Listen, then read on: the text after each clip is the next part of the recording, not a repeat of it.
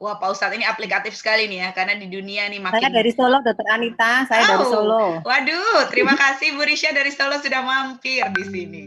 Oke, Pak Ustadz, silakan Pak Ustadz, bagaimana nih untuk yang menghina junjungan kita Nabi Muhammad SAW? Idealnya itu, kehidupan ideal itu seperti kehidupan Nabi Muhammad SAW di periode Madinah yang 10 tahun itu, Ibu Risha. Jadi ada pemimpinnya Nabi Muhammad SAW, lalu kemudian ada orang Yahudi yang menghina. Maka ada orang Yahudi yang menghina, jadi rakyat itu sebetulnya tidak bertindak.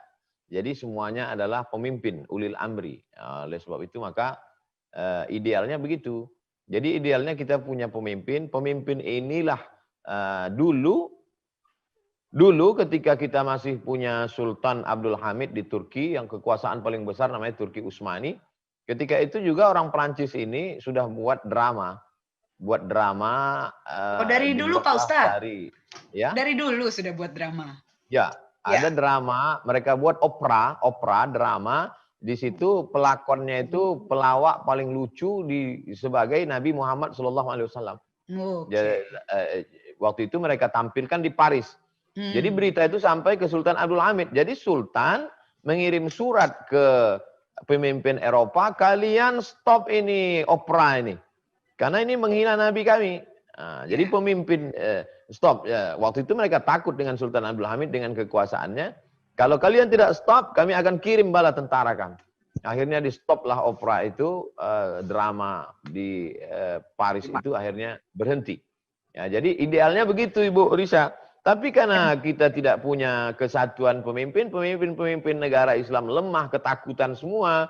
Karena Paris, Prancis ini negeri yang hebat, akhirnya umat Islam mengambil tindakan sendiri. Dan kita sekarang sedang melakukan perbuatan yang tidak ideal. Apa yang dilakukan oleh seorang anak muda memenggal kepala guru yang brengsek, mengejek Nabi, karikatur Nabi di depan murid-muridnya. Apa yang sedang dia lakukan itu adalah tidak ideal. Tapi salahkah dia? Wallahu a'lam. Saya tidak berani menyalahkan dia. Karena kalau saya katakan dia salah, ternyata dia mati syahid, di akhirat dia dimuliakan, masuk surga, saya malu dengan dia. Tapi apa yang tidak dilakukan sekarang adalah tidak ideal. Tapi ketidakideal itu terjadi, kenapa? Karena memang tidak ada pemimpin umat Islam yang lantang seperti yang dilakukan oleh Muhammad. Seperti yang dilakukan oleh Sultan Abdul Hamid pada masa lalu. Kita tidak akan bisa mengangkat harkat martabat Islam dengan meledakkan kedutaan Prancis. Apakah kalau kita ratakan kedutaan Prancis di Jakarta itu sekarang selesai masalah? Tidak. Oleh sebab itu jangka panjangnya bagaimana anak-anak kita ini kita didik dengan pengetahuan yang baik. Dia bisa menjelaskan Islam rahmatan lil alamin. Dia menulis buku. Anak-anak Bapak Ibu IID menjadi dokter-dokter tapi juga bisa bahasa Arab, paham Quran. Mereka menjelaskan mukjizat. Akan ada di antara anak Bapak Ibu menjadi SPOG, spesialis obgyn, spesialis kandungan, menjelaskan manusia itu dari nutfah berubah menjadi alaqah, berubah menjadi mudghah, berubah menjadi tulang belulang, disebutkan dalam Al-Quran, lalu kemudian ditopang penafsirannya dengan pengetahuan modern, sehingga orang-orang Prancis itu nanti akan berkata, oh hebat sekali Islam, mereka pun bersyahadat, asyhadu an la ilaha illallah, asyhadu anna muhammadar rasulullah.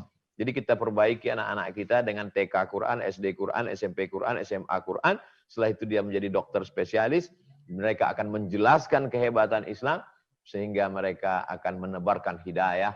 Mereka tidak lagi sibuk bicara tentang masalah jenggot, kaki celana, khilafiyah, memecah belah umat. Masalah maulid bid'ah. Tapi mereka menjelaskan Islam yang sempurna, yang universal. Sehingga terwujudlah firman Allah, sanurihim ayatina fil afaq. Kami akan tunjukkan tanda-tanda kebesaran kami di alam semesta. Ada di antara anak kita yang belajar ilmu astronomi, ada yang belajar geologi, ada yang belajar meteorologi, geofisika, klimatologi, sains teknologi. Maka itu semua akan menjelaskan kehebatan Islam di masa akan datang. Saya kira demikian Ibu Risha. Wallahu a'lam. Terima kasih Ustaz. Terima kasih Pak Ustadz. Pak Ustadz, kalau saya boleh menambahkan, itu jangka panjang Pak Ustadz. Kalau sikap kita saat ini bagaimana Pak Ustadz? Kalau di depan mata kita ada yang seperti itu, taruhlah itu orang yang kita kenal. Sikap saya pribadi hari ini, saya memposting di Instagram Abdul Somad Official, saya posting Syekh Azhar, guru kami di Al-Azhar Kairo, Mufti Al-Azhar, Ulama Al-Azhar Syekh Ali Jum'ah, menolak ajakan Presiden Prancis untuk membuka boikot. Tidak ada tawar-menawar bahwa mereka kedutaan Prancis di Kairo menelpon Syekh Azhar supaya bukalah boikot ini. Tidak, umat Islam wajib memboikot. Kami bisa minum susu produk kami bisa makan makanan kami. Kalau kalian masih mengejek, ini adalah salah satu bahwa kita punya kekuatan ekonomi, kami punya solidaritas luar biasa. Tidak ada tawar-menawar dengan para penghina Nabi Muhammad SAW. Oke, jadi kita harus punya sikap tegas tetap ya Pak Ustadz ya? Oke, siap. Pak Ustadz, ada pertanyaan ini tentang ilmu sehari-hari ya. Pak Mamat Surahmat, saya persilahkan untuk bertanya langsung kepada Pak Ustadz nih tentang kesabaran. Sabarannya harusnya ada batasnya atau enggak? Pak Mamat, apakah sudah siap? Ini pertanyaan juga bagus menurut saya. Pak Mamat. Oke, saya bacakan. Pak Ustadz, apakah dengan demikian kesabaran itu tidak ada batasnya? Dan cukupkah kita dengan bertawakal hingga kita dapati hidup yang akan indah pada waktunya? Oke, bagaimana pendapat ini jika kita sinkronkan bahwa manusia diberi akal untuk berlogika dan nurani untuk meresapi hingga dia merubah jalan hidupnya sendiri? Pak Ustadz, bagaimana kita tawakal aja, sabar aja, atau usaha, atau bagaimana Pak Ustadz kalau hidupnya nggak indah-indah nih? Pada waktunya tuh bagaimana maksudnya Pak Ustadz?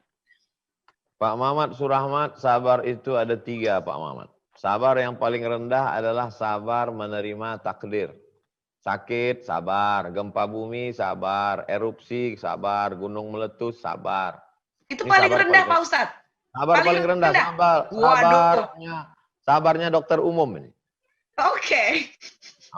Di atas itu adalah sabar menahan diri dari maksiat. Punya uang diajak pesta narkoba nggak mau, itu sabar. Punya uang diajak zina nggak mau, itu sabar. Ganteng diajak LGBT nggak mau, itu sabar.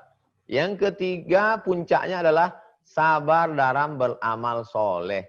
Sabar untuk tidak beli tas branded demi untuk makan fakir miskin. Itu sabar yang luar biasa. Sabar untuk enggak beli mobil baru demi buat rumah Quran. Itu sabar. Saya punya teman, rumahnya rumah Perumnas biasa, dia beli ruko, dijadikan rumah Quran. Itu sabar yang luar biasa. Jadi sabar yang ditanya Pak Mamat Surahmat, sabar level paling bawah. Dan itu pun salah memahaminya. Beliau sebenarnya ingin meluruskan pemahaman. Sabarlah kita. Oh enggak, dalam Islam diajarkan i'mal lidunyaka ka'annaka ta'ishu abada. Engkau berbuatlah sehebat-hebatnya seakan-akan kau hidup untuk selamanya. Kalau untuk dunia. Idza qudiyatis shalah, kalau kau sudah selesai melaksanakan salat, fantasyiru fil ard. Bertebaranlah di atas muka bumi. Wabtaghu min fadlillah. Cari karunia Allah. Tanam sawit sejauh mata memandang. Tanam kebun karet. Kau mesti kaya supaya bisa bangun masjid. Kau mesti kaya supaya buat sekolah gratis. Kau mesti kaya supaya bisa menyelamatkan umat ini. Adapun orang yang tidak mau berusaha, tidak bekerja, ketika ditanya, kau apa? Sabar. Itu bukan sabar. Goblok, bodoh, blow on. Oke. Kalau keadaannya jelek terus Pak Ustadz, udah usaha, gimana? Kayak COVID ini kan jelek semua Pak Ustadz. Semua kena dampaknya. Kita ini ngaji mau cari kebenaran atau mau cari pembenaran? Kebanyakan orang sekarang dia sudah putus asa, dia malas, dia nggak mau kerja, lalu dia cari ceramah ustadz untuk membenarkan perbuatannya. Ini nggak benar. Dia sebetulnya udah putus asa, malas, terus dia cari ceramah ustadz tentang sabar. Ya sabarlah. Ini nggak benar. Saya nggak setuju kalau ceramah saya tentang sabar hanya untuk membenarkan kemalasan dia. Kalau yang sekarang nggak bisa kerja karena PHK, dia bisa jualan online. Kenapa kita tidak tiru sekarang perusahaan-perusahaan Amerika yang beberapa tokonya tutup, mereka jualan pinggir jalan. Kenapa kita tidak ikut itu? Oke. Waduh, cakep Pak Ustadz. Oke Pak Ustadz, terima kasih jawabannya. Jadi tetap ya Pak Ustadz ya, nggak ada sabar, nggak ada batasnya, mesti usaha supaya bisa keluar dari keadaan yang tidak baik. Amin. Oke.